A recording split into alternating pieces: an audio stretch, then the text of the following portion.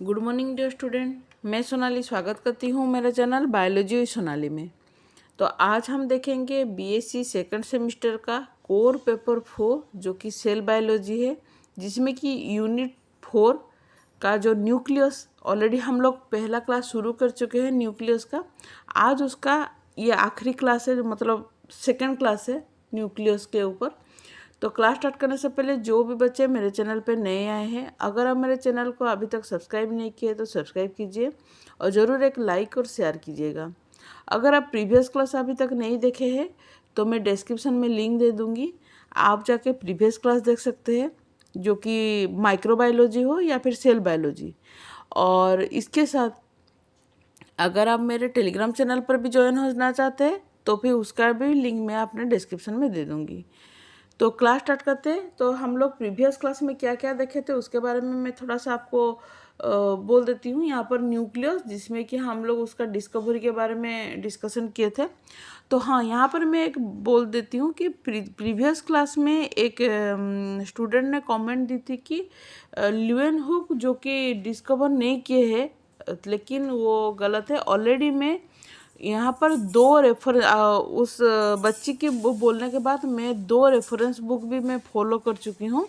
लेकिन ये हर reference book, जितना भी मैं दोनों रेफरेंस बुक में एक ही चीज़ देखी हूँ कि ल्यूएन हुक ही डिस्कवर किए थे, जो ऑब्जर्व किए थे, जो आरबीसी के ऊपर। ठीक है, तो ये बात तो एकदम सही है कि 2 रेफरेंस बुक में तो गलत नहीं दे सकता। तो फिर भी थैंक यू कि आपने मुझे फिर से, मतलब इसके बारे में बोलने से बाद मैं फिर से बुक भी देखी। तो डिस्कवर के बारे में हम लोग डिस्कशन किए थे। उसके बाद हम लोग थोड़ा सा कुछ टर्म के बारे में भी डिस्कशन किए थे। फिर उसके बाद प्लॉइडी क्या है, न्यूक्लियस के डिफरेंट टाइप ऑफ प्लॉइडी के बारे में डिस्कशन कर चुके हैं।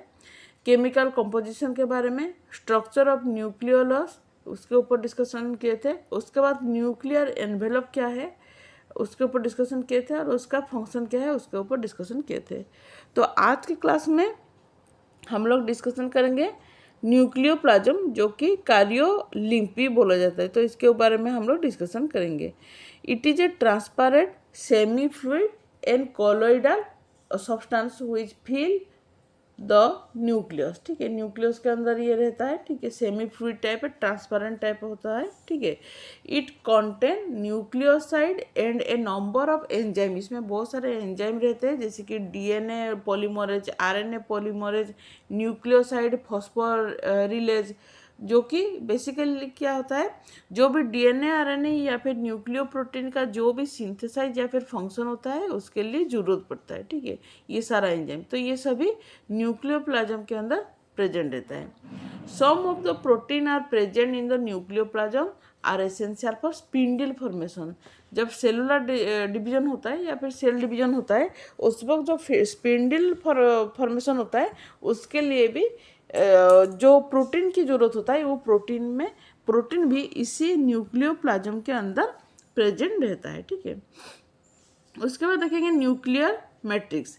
It is a network of fine fibril of acid protein that function as the scaffold of the chromatin. अच्छा, स्कैफोल्ड ऑफ द क्रोमाटिन का मतलब क्या होता है, जो कि बेसिकली जो क्रोमाटिन क्या करता है, जो क्रोमोजोम का ओवरऑल जो शेप और ऑर्गेनाइजेशन जो भी कंट्रीब्यूशन करता है उसको स्कैफोल्डिंग बोला जाता है। और यहाँ पर क्या होता है, इसी स्कैफोल्डिंग के लिए, ठीक है, जो एसिड प्रोटीन चाहिए होता है वो सभी इसी के अंदर रहता है। ठीक है, on the periphery below the nuclear envelope nuclear matrix form A dense fibrous layer called nuclear lamina. ठीक है, तो बेसिकली अगर ये है न्यूक्लियर एनवेलप, तो न्यूक्लियर एनवेलप के ठीक ये जो पेरीफेरी रीजन है, इस पेरीफेरी रीजन में क्या होता है, न्यूक्लियर मैट्रिक्स जहाँ पर होता है वहाँ पर फाइब्रस लेयर रहता है, जिसको कि न्यूक्लियर लैमिना बोला जाता है। Nuclear matrix consist of 2 type of intermediate filament, एक है लामाइन ए और लामाइन बी। ठीक है, नेक्स्ट देखेंगे क्रोमाटिन। तो chromatin occurs in the form of fine overlapping and coiled fiber which appear to product a network called chromatin reticulum, ठीक है। Chromatin fibre are distributed throughout the nucleoplasm. तो nucleoplasm के अंदर जैसे कि मैं आपको यहाँ पर स्ट्रक्चर में दिखाई थी, फिर से मैं यहाँ पर स्ट्रक्चर दिखा रही हूँ। हाँ, ये देखिए स्ट्रक्चर। तो ये देखिए, अगर न्यूक्लियर एनवेलप के अंदर यहाँ पर क्या होता है, न्यूक्लियो प्लाज्म रहता है। ये देखिए, ये जितना भी पोर्शन आप देखें ये सभी न्यूक्लियर प्लाज्म होता है। और न्यूक्लियर प्लाज्म के अंदर एक इस तरह से देखिए एक थ्रेड लाइक स्ट्रक्चर आपको दिख रहा है इस तरह से, इसको बोला जाता है क्रोमाटिन बोला जाता है, ठीक है। तो न्यूक्लियर प्लाज्म के अंदर क्रोमाटिन प्रेजेंट रहता है, ठीक है।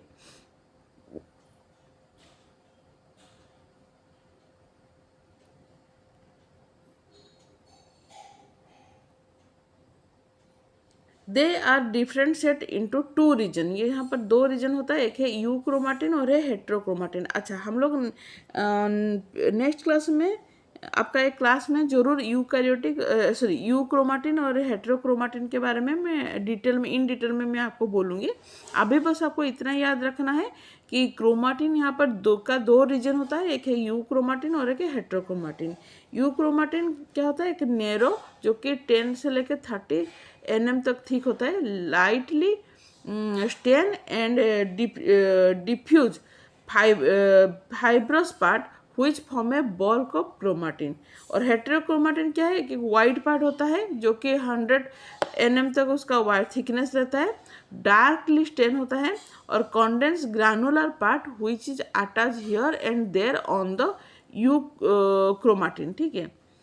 The whole chromatin is not functional. Generally, only the portion of euchromatin which is associated with acid protein takes part in the transcription of the or formation of the RNA.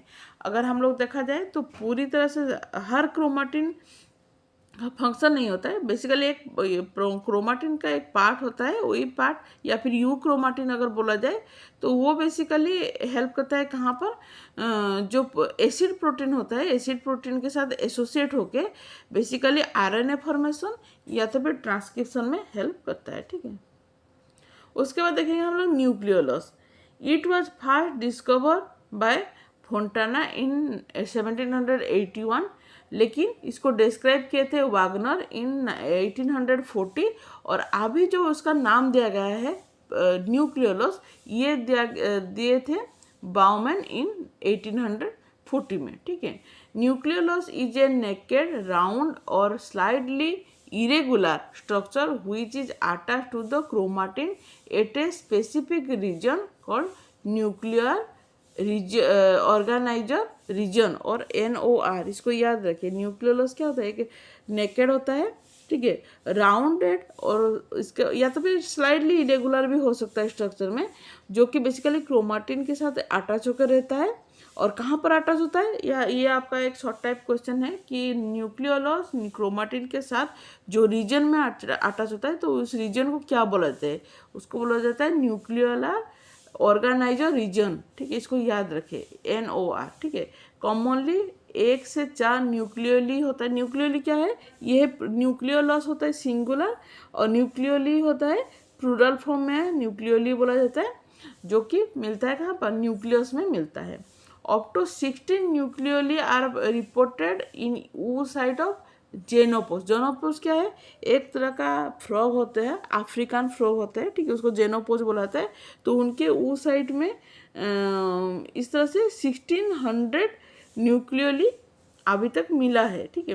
मतलब ये discover किया है, highest nucleoli वहाँ पर discover किया गया था। The nuclear organiser are now known to contain the gene coding, जैसे कि 18S 28S या फिर 5.8S एंड RNA, ठीक है। 18S 5.8 या फिर 28S RNA are synthesize in the nucleolus, ठीक है, where 5S RNA is synthesized in the chromosome outside of the nucleolus and 70S ribosomal protein जो कि कहाँ पर सिंथेसाइज होता है, साइटोप्लाज्म। इसको भी याद रखिए, अगर आप आगे जाके कोई भी कॉम्पिटिटिव एग्जाम देते हैं तो इसको याद रखिए कि यहाँ पर देखिए 18S या फिर 5.8 या फिर 28 RNA जो भी होते हैं ये सिंथेसाइज होता है न्यूक्लियोलस के अंदर, लेकिन 5S RNA सिंथेसाइज होता है क्रोमोजोम के अंदर, वहीं पर जो कि अब 70S राइबोसोमल RNA होता है वो बेसिकली साइटोप्लाज्म में सिंथेसाइज होता है। ठीक है, तो ये था आपका न्यूक्लियस का स्ट्रक्चर जो कि आज हमारा कंप्लीट हो गया। नेक्स्ट क्लास में और एक नया टॉपिक देखेंगे, तब तक के लिए थैंक यू, बाय बाय।